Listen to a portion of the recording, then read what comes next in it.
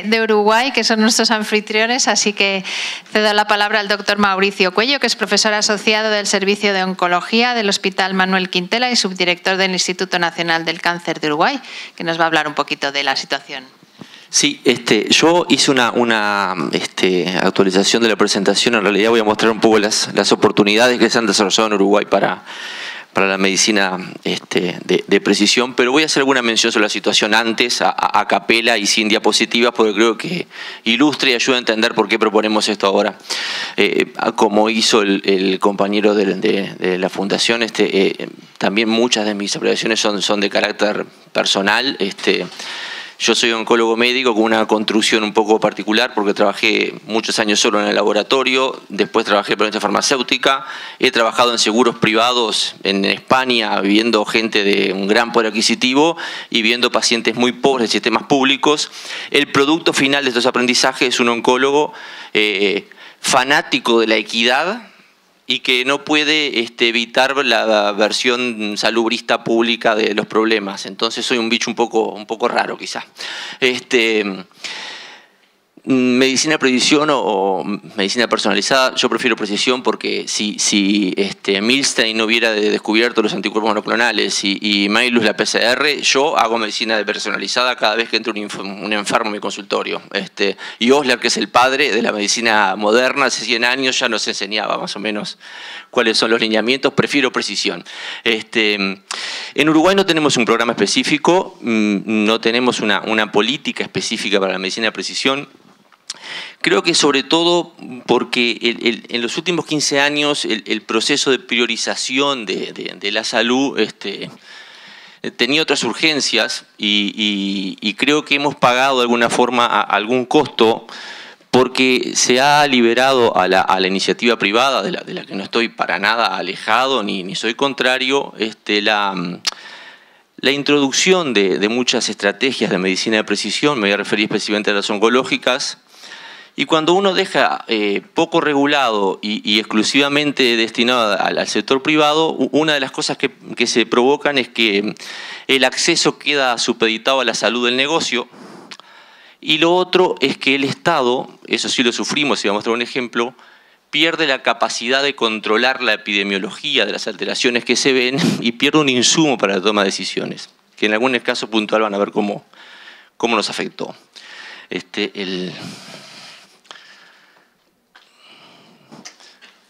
Esta es mi declaración de conflicto de interés. Pongo que creo en la medicina de precisión porque en algún momento alguno creerá que no, que está en contra de la medicina de precisión, pero nada más lejos. Dirijo un centro que recibe fondos de la industria farmacéutica para algunos programas de medicina de precisión y mi señora siempre me dice, poné también que no venís a ser amigos, así la gente ya sabe. Pero no, eso es créanme que es un chiste. ¿Cuáles son los grandes desafíos, creo, de la medicina de precisión, ¿no? Que me parece que es algo que es importante que los conozcamos. Uno es cómo tus estrategias de desarrollo de medicina de precisión se ubican en tu sistema de salud. Eso ya se adelantó previamente, lo vamos a ver en algunos ejemplos futuros. No podemos comprar el cassette pronto porque eso tiene muchos costos. Hay que definir si siempre funciona. Cosas que funcionan muy bien en algunos lugares no tienen ningún valor en otros. Y les voy a mostrar también un ejemplo. Asegurar la equidad en el acceso. Eso es algo que para mí es crucial. Nosotros tenemos importantes problemas de acceso porque no aseguramos la equidad en estas estrategias. Sin ir más lejos, nosotros tenemos financiado una serie de drogas de acceso universal, 5 pagos, costosísimas, que no tienen asegurada la cobertura del test que se utiliza para seleccionarlos. Pero ese es otro tema que también voy a entrar. Si se adapta el dato científico a la vida real, eso es un factor muy importante para nosotros. Creemos que sí, y ahora vamos a ver algunas realidades de otros países y cómo lo sufren, ¿no? Y generar datos útiles para pacientes reales. La selección de los test y otros factores. Es muy común ver la oferta de test que en realidad se compran todos los días en el Uruguay y no les sirve ni siquiera el 10% de los enfermos que se lo hacen. Y eso se traduce en una pérdida de millones de dólares para nuestro país, porque se hacen en el exterior además. El tema de la información. Nosotros casi toda la información que adquirimos se genera en centros académicos, ¿verdad? Y en general en los Estados Unidos y en Europa. ¿Ustedes saben qué porcentaje de pacientes en los Estados Unidos son vistos en centros académicos? Algunos dicen 50%, 60%. Algunos dicen que no llega al 10%, otros dicen que es el 20%. La mayoría de los enfermos se ven fuera de centros académicos y no son el superpaciente y tienen algunas dificultades para que esto después se traduzca a la vida real. Y les voy a mostrar un ejemplo que es el ejemplo del cáncer de pulmón. Hoy por hoy parece ser que si vos no tratás cáncer de pulmón basado en datos de NGS, sos casi un criminal. Se necesita un gran volumen de genes determinados. La tendencia, porque ese número de alteraciones con una biopsia pobre es difícil de lograr con estrategias de pocos genes. Ahora hay que cortar también parafina para hacer PDL1. Hay que buscar que tenga las translocaciones de LK, de ROS1, hay que buscar la GFR, BRAF también podría ser importante. Una serie de alteraciones que necesitan un consumo de tejido, una biopsia difícil y hay que buscar esa solución. Nosotros en el Uruguay tenemos desde el año 2011, por ejemplo, los recibos de inhibidores de GFR financiados en forma gratuita. No importa que vivas en la calle o en el barrio más rico de Montevideo, si vos cumplís los requisitos de ingreso se te va a brindar el medicamento. West hace unos pocos meses señala en los Estados Unidos y en centros de referencia. West es una referencia mundial en cáncer de pulmón, ¿no? Que cómo estamos fallando miserablemente.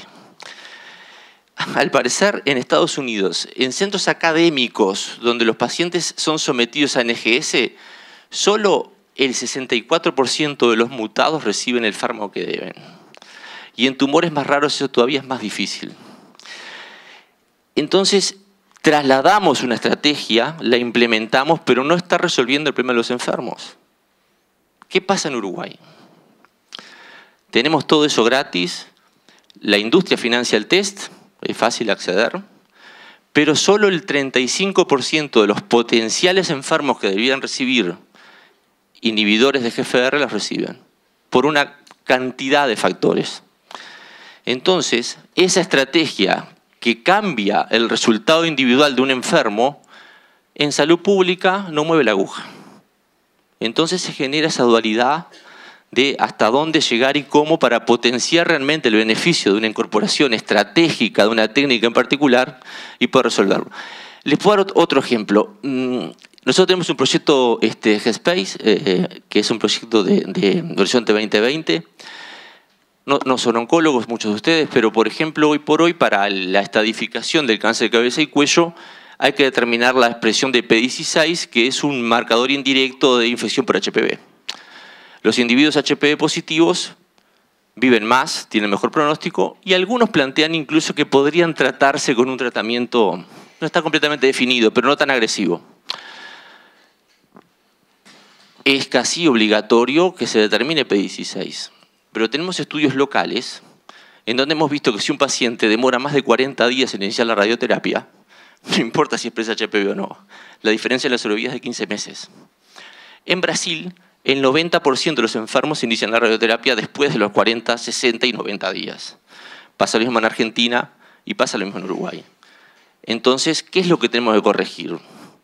¿Que nuestros pacientes tengan la determinación de P16? Probablemente sí. Pero además, para que impacte una medida de medicina de precisión, tenemos que resolver otro montón de factores del sistema que tienen que estar incorporados.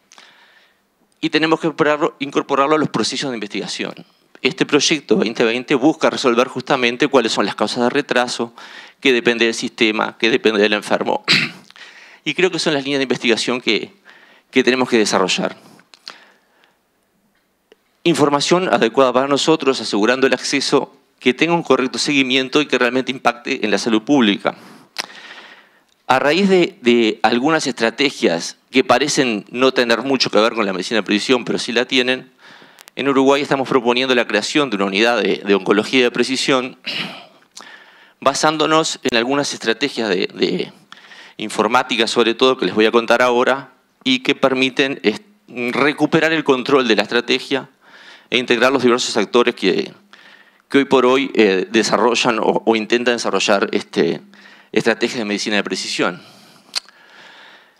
La idea es concentrar esta unidad en un centro académico. El Hospital de Clínicas es el hospital universitario. Uruguay tiene 3 millones de habitantes y una fracción.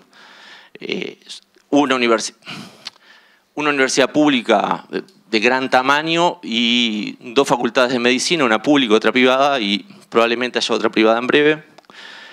El gran volumen de la formación de especialistas y de adquisición tecnológica se hace a través del sector público. Además, este hospital, en lo que hace a la formación de oncólogos, tiene varios centros asociados y podríamos decir que en conjunto, entre la Administración de Servicios de Salud del Estado, el Hospital de Clínicas y las SEDAS, se cubre aproximadamente 1.800.000 habitantes. Entonces, es más de la mitad de la población.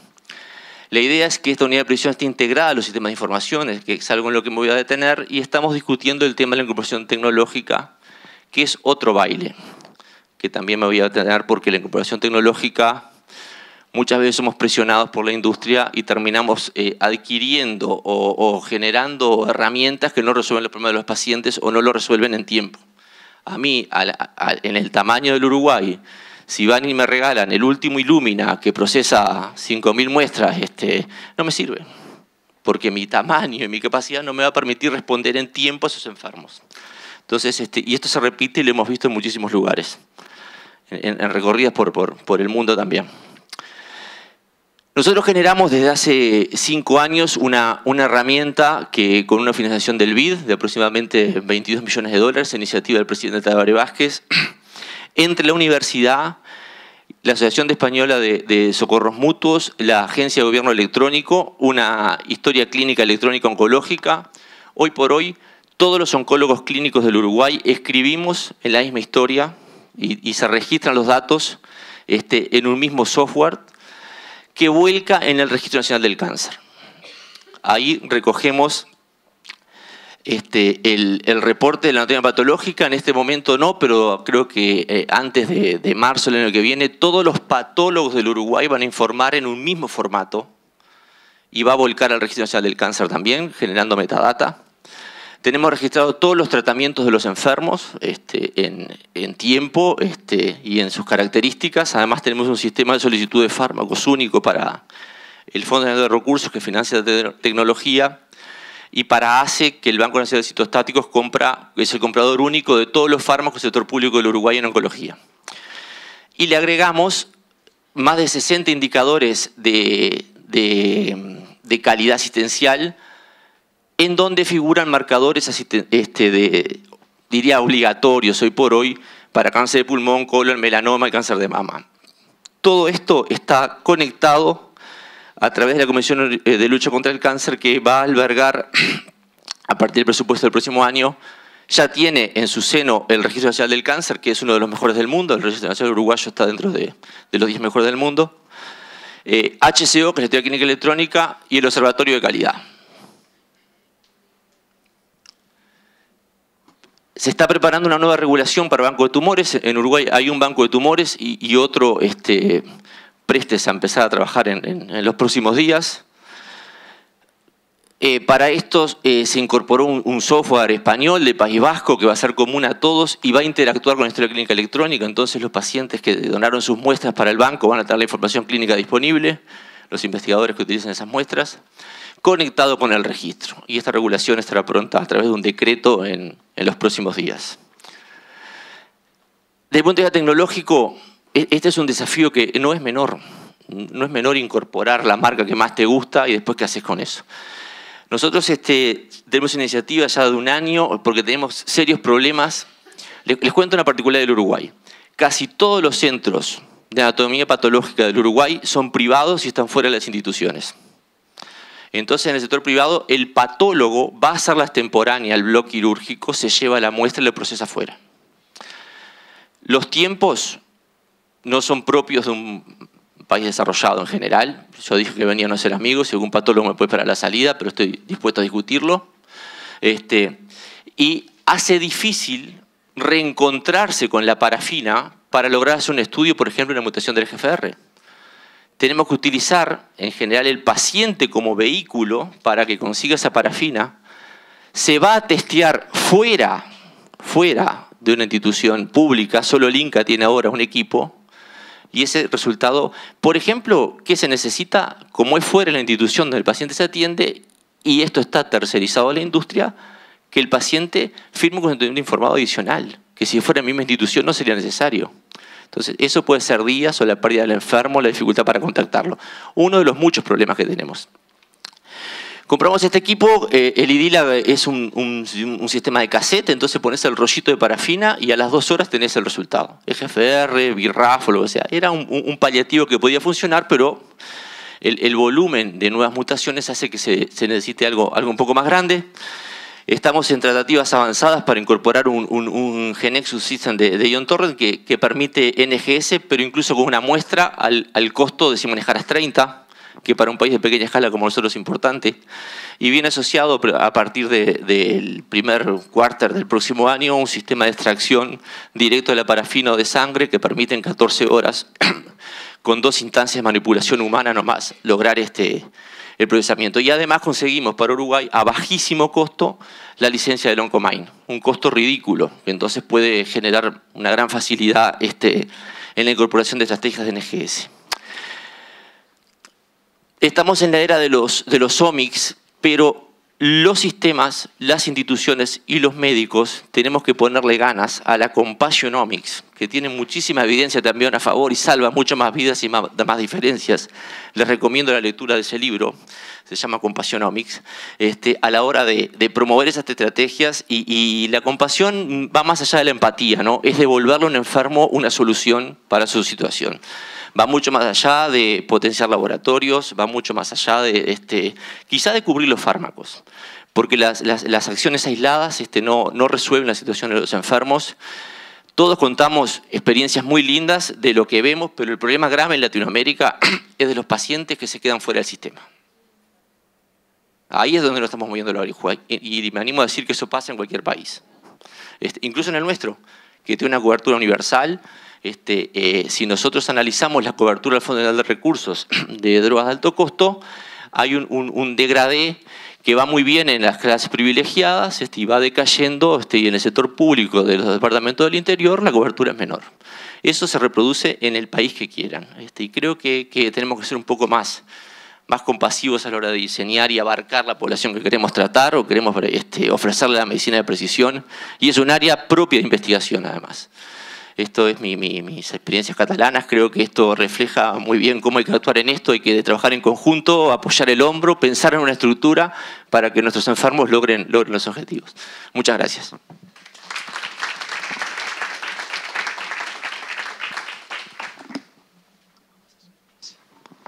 Muchas gracias.